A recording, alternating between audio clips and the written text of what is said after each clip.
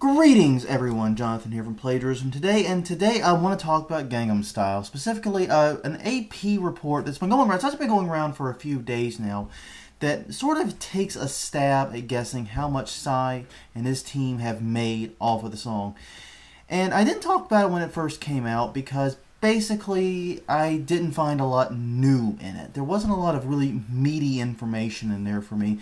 I mean, it was a lot of the stuff I knew, like, the song is making more in the United States than South Korea. Well, I predicted that. Music artists tend to make more off royalties in the U.S. than they do in South Korea, for a variety of reasons there. And, information like that wasn't particularly interesting. And the other reason was because it's not actual hard numbers. This is very important with this. It's guesswork. They got a bunch of experts together, very smart people, and they kind of just looked at the numbers they did know and they took a stab at how much he made. It's all approximate. In fact, the first version of the article I saw, I think, said he'd made $7.8 million, but they seem to have revised it to 8.1. Understandably, as they update the article with better information. But anyways, they're estimating that he has made $8.1 million. Congratulations, Psy, you've definitely earned that money. But what's been interesting about it to me hasn't been the report itself, but the coverage of the report. This has been fascinating because I have seen the exact same AP News article with the exact same data put in a variety of different sites with extremely different headlines. Like on TechDirt right now, they have the headline that's something to the effect of, Psy makes $8.1 million by ignoring copyright infringement. Isn't that amazing?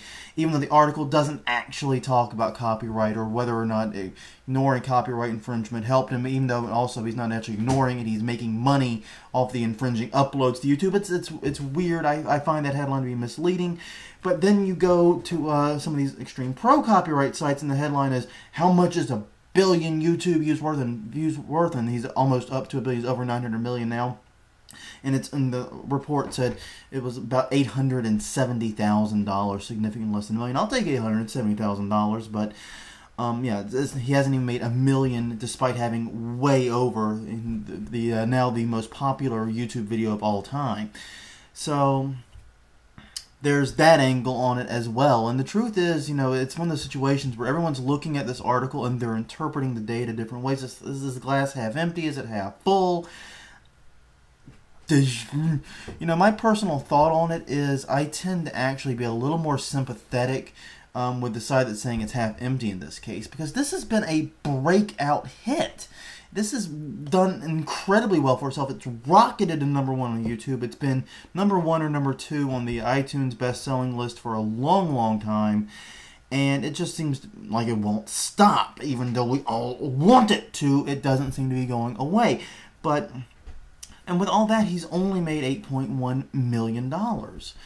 And the other problem is over half that money, an estimated $4.6 million, doesn't come from the song itself. It comes from sponsorship deals he got from the song.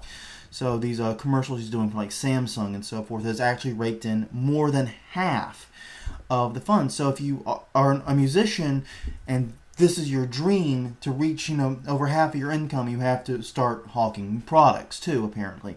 And I know a lot of musicians are understandably not going to be comfortable with that. So they'd be steering it, even if they had a breakout hit the size of Gangnam Style, they'd be looking at a much, much lower payout. So honestly, what do I think?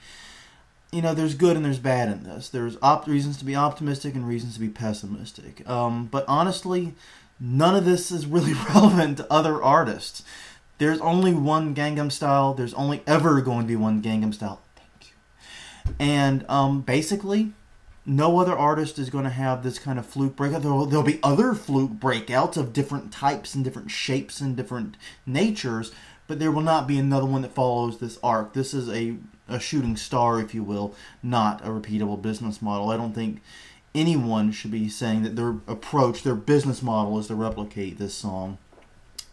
So, in the end, glass half full, glass half empty, it doesn't matter. You're not drinking the water. So, on that note, everyone, thank you very much for joining us. Until tomorrow, this is Jonathan Bailey signing off.